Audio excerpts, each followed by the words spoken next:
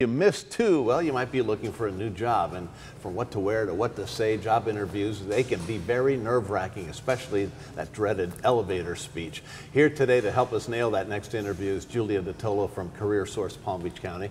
Nice to see you, Julia. Hey, Thank you for coming in.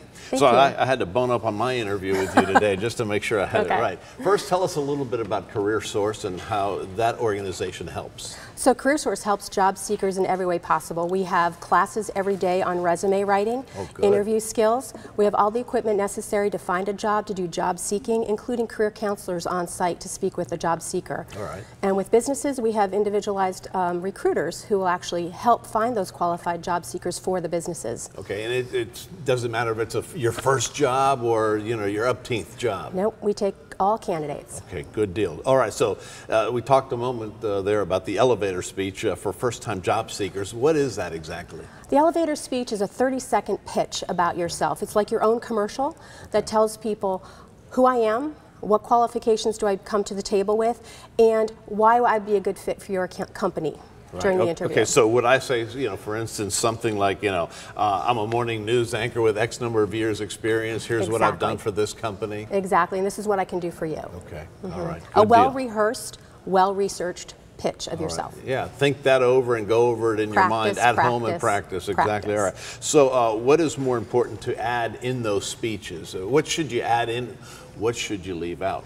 Well, you bring into the table the appropriate type of experience that you've had. You've researched the company before coming to the table. Your resume got you in the door. Now you have to sell yourself. So hopefully you've researched the company, you've practiced the most common questions that they probably will ask regarding your resume, and you include those things that you bring to that company that would be an asset. All right, so when do we do these elevator speeches? Usually during the interview, that first question is, tell us about yourself. Oh, yeah. And that's the perfect time to bring it.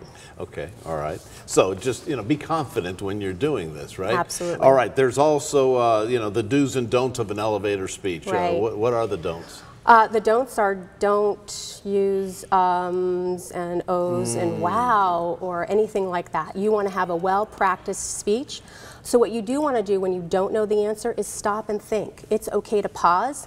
It's okay to have some silence. Right. It's okay to speak slower and be more succinct than it is to just rattle on and not allow silence. Right. Well, a lot of times that's what we do. We get nervous and we start talking faster and faster, and you kind of get yourself in knots there. Sure.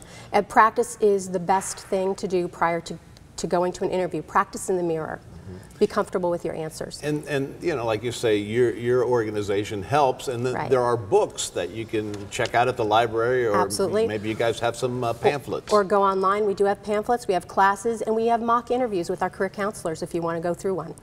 Okay. Yeah. Okay. Yeah. And you hear that a lot. You do. That's part of our vocabulary, unfortunately. All right, thank you so much. My Hopefully pleasure. folks learned a few things, and